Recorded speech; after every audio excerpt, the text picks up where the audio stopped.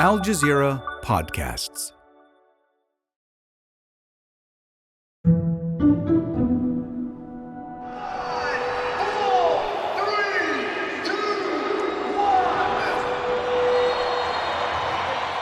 A crowd waving Palestinian flags erupts into cheers. A sight seen at massive protests around the world, now in the stands of a football stadium. Sunday was the first football match Palestine played in the AFC Asian Cup, going on now in Qatar. They played Iran, one of the highest-ranked Asian teams and currently number 21 in the world. But for the Palestinian national team, even playing is rare. And for them, this moment is much bigger than football. What the Palestinian football team is able to do in this moment on a global stage that is allowing them to raise awareness. This is an opportunity to keep Palestine in the hearts and minds of millions of supporters all over the world. Palestine plays its next match today, Thursday, against the United Arab Emirates. But for now, let's focus on their first match. We'll head to the pitch for a look at the unprecedented challenges and achievements that the Palestinian national team faces. I'm Kevin Hirten, in for Malika Bilal, and this is The Take.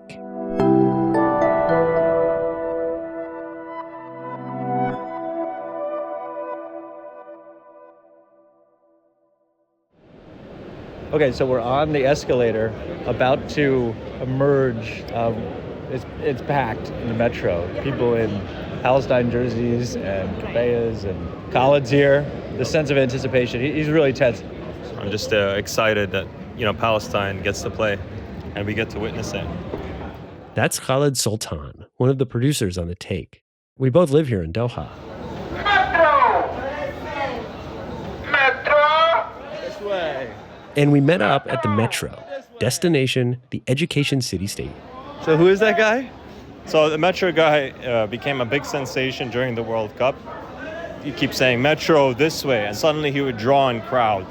People would just gather and just start shouting, Metro this way. Straight, everyone straight, go, straight, this way, that way. This way, go straight. All right, now we're outside and we're kind of just riding the stream of people.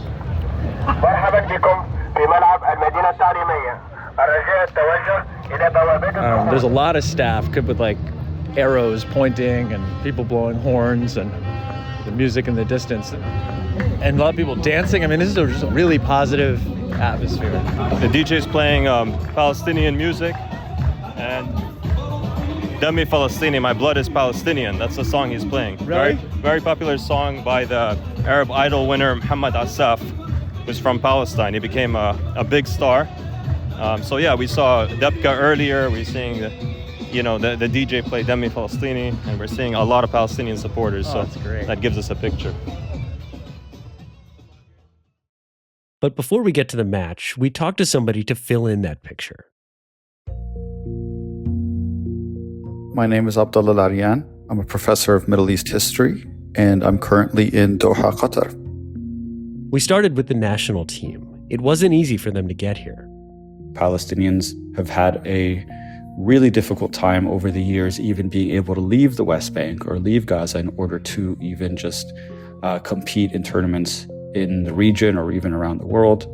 We know that there are tremendous restrictions on movement of Palestinians. And so when we actually consider what that means for football in particular, the inability of the team to get together for training sessions, but even the inability to maintain a consistent league that has consistent play in the lead up to international tournaments like the Asian Cup. This is something that was completely halted when all of the leagues in Palestine were suspended as a result of Israel's attack on Gaza and, of course, its continued incursions throughout the West Bank throughout the last 100 days.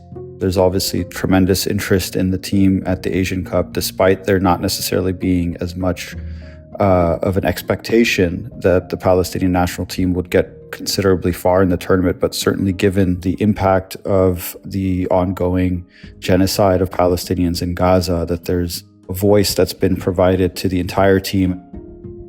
So that's the backdrop this match is starting in. and it's on the minds of the fans. On our way into the stadium, we spoke to Kamal, a Palestinian supporter. Why are you here? We're here, of course, to cheer our country, Palestine. It's an opportunity for us to show our support to Palestine and to show the people of Gaza that we are behind them and that we support them. You know, we're continuously on Al Jazeera just watching the news and the ongoing situation in Gaza. It's an opportunity for us to take a break, but at the same time, we keep thinking of the people in Gaza.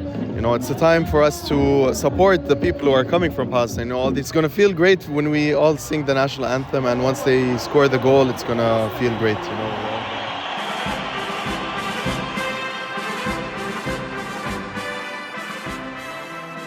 We got to our seats and the place was packed. And after the national anthems from Iran and Palestine, there was a moment of silence for those killed in Gaza, including family members of the players. Mahmoud Wadi, the striker, has family from Gaza. My cousin are killed today, right before I heard it. It's difficult to say how I feel now and how we are feeling. But now we are focused to this cup because we need this cup to do something for our families and our people in Palestine, to make them happy during this war. This was the day before the match. Football is a part of life in Palestine. Today, as Abdullah explains, it's a part of the war. Even the very football pitches where Palestinians have trained and played and attempted to organize their leagues are currently being used as detention sites, where we're seeing video footage of some of the most horrific abuses that are being inflicted on them by the occupying Israeli forces within Gaza. We've also seen football fields being turned into mass graves to bury the tens of thousands who've been killed by the Israeli forces. It should be noted as well the fact that there has already been a number of killings of Palestinian athletes. Up to 67 football players have been killed. And it was difficult even for the team to decide to play. As many of the team members have already pointed out, you know, competing at a time when there's so much tremendous suffering being witnessed and experienced by the Palestinian population, there were questions about whether it would be appropriate for the team to compete. And of course, in the end, the decision was made that this would be an opportunity to shed light on the ongoing atrocities, particularly in light of the fact that so much of the international community essentially ignored the plight of Palestinians.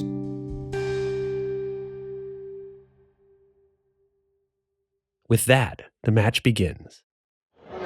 They just announced the attendance. Yeah, and it was 27,691. Pretty good turnout. I mean, it feels packed. This is a packed house today. The Iranian supporters are out in force, I will say. They're more organized than the Palestinian supporters. I think there's much more Palestinian supporters here, but the Iranians are they're here with drums and everything. And the Iranian team is out in force too. Only 2 minutes into the game, Iran scores a goal, and the crowd goes wild.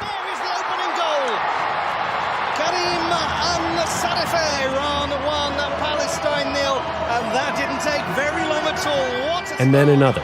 Oh, it's a superb ball! What a lovely goal! And near the end of the first half, another. What calmness, what crispness, what execution, what football. Welcome Iran. Now it's almost the end of the first half, during extra time. The score is 3-0 for Iran, and Palestinian supporters are understandably deflated. Yet that includes our producer, Khaled. They've been wonderful. Then it happens. Palestine can engineer something from this free kick. It will change the dynamic of the match. They've done just that. They've done just that. Tamer Sayam. I mean, we didn't expect this. Palestine just scored. Unbelievable. It's unbelievable. And the end of halftime. Right before half.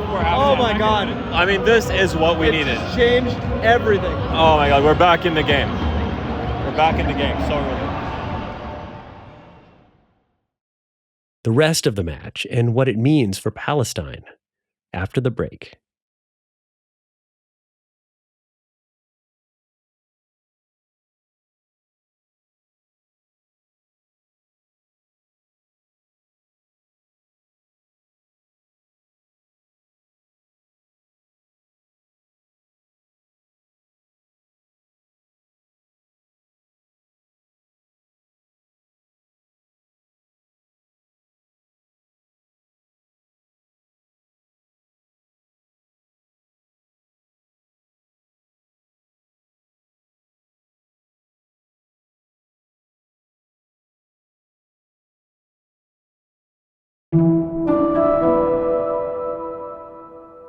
We're at halftime. The score is 3-1. And as Abdullah explains, Palestinians are following, even in Gaza. News does get around, and people have found ways to maintain at least some kind of ability to follow what the team is doing. And I think having that kind of connection, we've heard this time and again from many Palestinians in Gaza, that being able to watch the world's responses and reactions to the extent that they can remains important.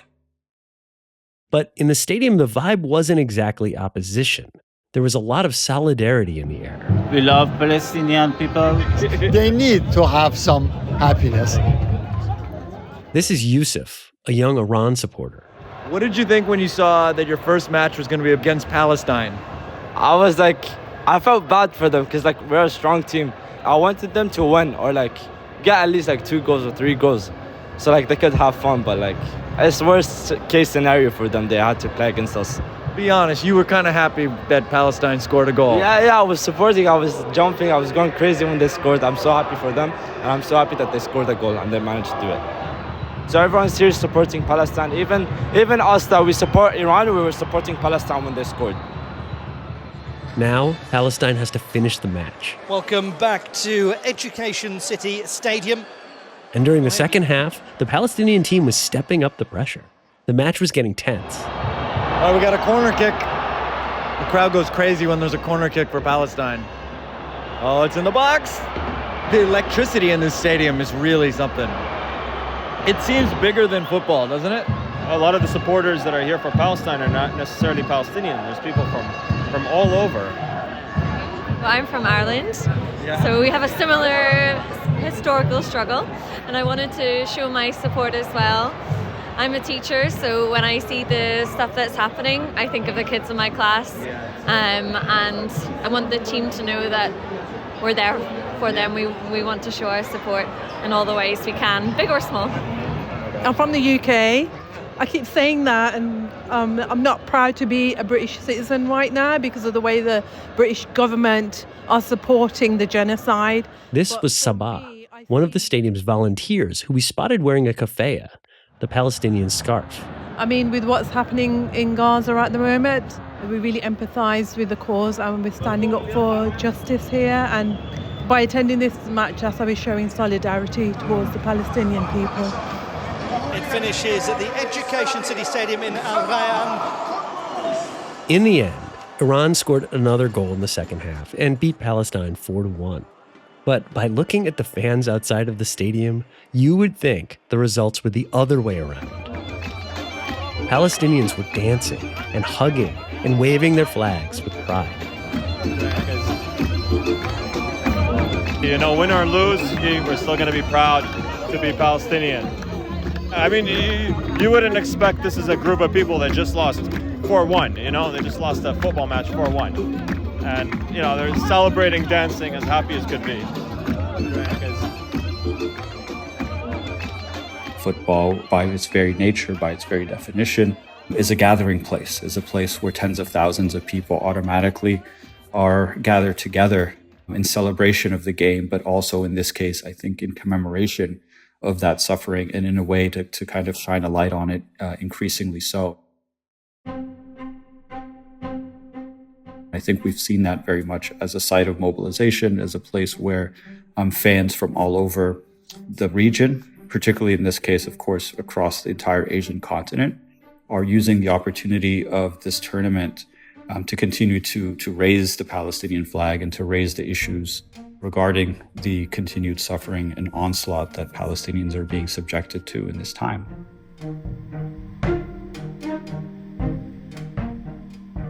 And that's The Take. This episode was produced by Khaled Soltan, Chloe K. Lee, and me, Kevin Hirten, in for Malika Bilal. With Miranda Lin, Nagin Oliai, Amy Walters, Ashish Malhotra, Sari Al-Khalili, Zainab Badr, David Enders, and Faranisa Campana. Alex Roldan is our sound designer. Alexandra Locke is The Take's executive producer. Ney Alvarez is Al Jazeera's head of audio. We'll be back.